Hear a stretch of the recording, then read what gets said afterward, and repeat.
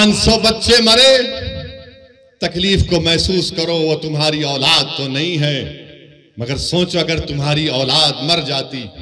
सोचो थोड़ी देर के लिए वो कोविड में जब हम लाशों को उठा उठा कर डर डर कर लेकर जा रहे थे, सोचो थोड़ी देर के लिए, 1 साल 2 साल नहीं, 70 साल से ये मुजाहिद, ये गय्यूर कौम अगर पूरी दुनिया में हक की सरबुलंदी के लिए और बातिल की शिकस्त के लिए अगर किसी सरजमीन पर मुबारक रूहों का खून गिरा है तो मसले फलस्तीन पे गिरा। मस्जिद अक्सा बैतुल मुक़द्दस के लिए खून बहाया जा रहा है।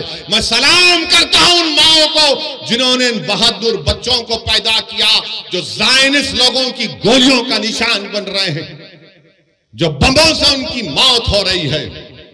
मगर दुनिया ये जान ले कि जब तक हम जिंदा है दुनिया जिंदा है, जब हम नहीं तो दुनिया भी नहीं। याद रखो, मौत से डरने वाले हम नहीं, हम अपना मुक़द्दर लिखा कर लाए हैं कि अल्लाह मेरी जिंदगी में लिख चुका है, तुम्हारी जिंदगी में लिख चुका है।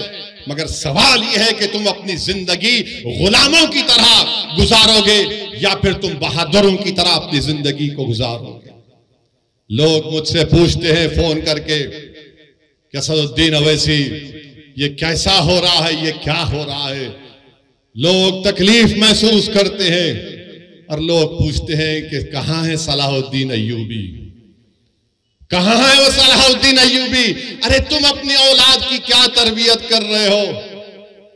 कहां से सलाहुद्दीन पैदा होगा जब बाप अपनी औलाद के सामने अपनी मां की बेइज्जती करेगा?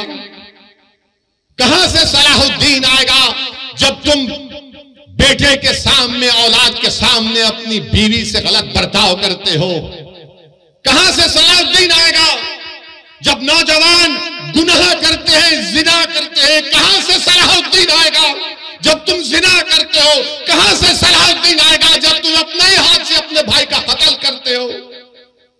कहां से सलाहुद्दीन पैदा होगा जब हमारी बेटियां गुनाह करती हैं? सलाहुद्दीन कैसे पैदा होगा जब तुम नेक बनोगे, जब तुम गुनाहों से दूर रहोगे, तुम रसूलुल्लाह सल्लल्लाहु अलैहि वसल्लम से बेपनाह मोहब्बत करोगे तमाम चीज और दुनिया से बढ़कर। सलाहुद्दीन अय्यूबी जिंदगी में जब तक बैतुल मुक़द्दस मस्जिद अक्सा पर कामयाबी हासिल नहीं किया, उसकी पेशानी पर बल रहता था। बास जगह मैंने पढ़ा कि सलाहुद्दीन अय्यूबी जब तक फलस्तीन पर कामयाबी हासिल नहीं किया वो मुस्कुराता नहीं था। लोग उससे बोलते थे, सलाहुद्दीन तुम मुस्कुराते क्यों नहीं हो, तुम्हारी पेशानी पर बल क्यों नहीं आता? तो सलाहुद्दीन कहता था कि क़िबले अव्वल हमारा रहा है। 17 साल रसूलुल्लाह सल्लल्लाहु अलैहि वसल्लम ने क़िबला बनाया, वो जगह जहां पर आक़ाए दो आलम सल्लल्लाहु अलैहि वसल्लम जमीन से आसमानों पर अल्लाह का जाकर दीदार करे, उस जगह पर जब तक हम कामयाबी हासिल नहीं करते, सलाहुद्दीन कैसे मुस्कुराएगा?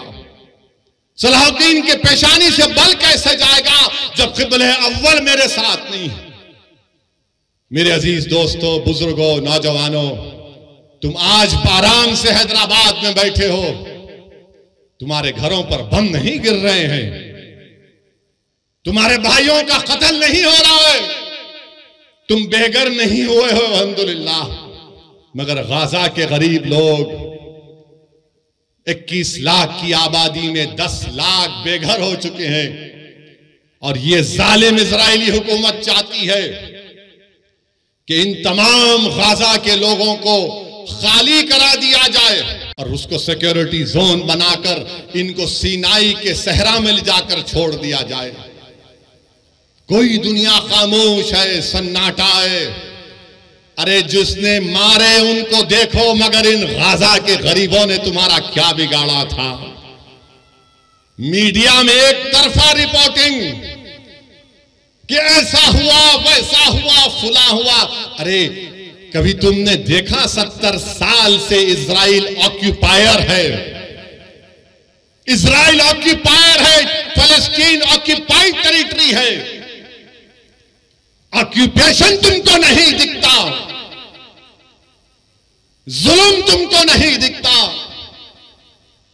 बताओ, जिसके पास कमजोर है, जालिम जुल्म कर रहा है तो जालिम का साथ दिया जा रहा है, और जिसको बेघर कर दिया गया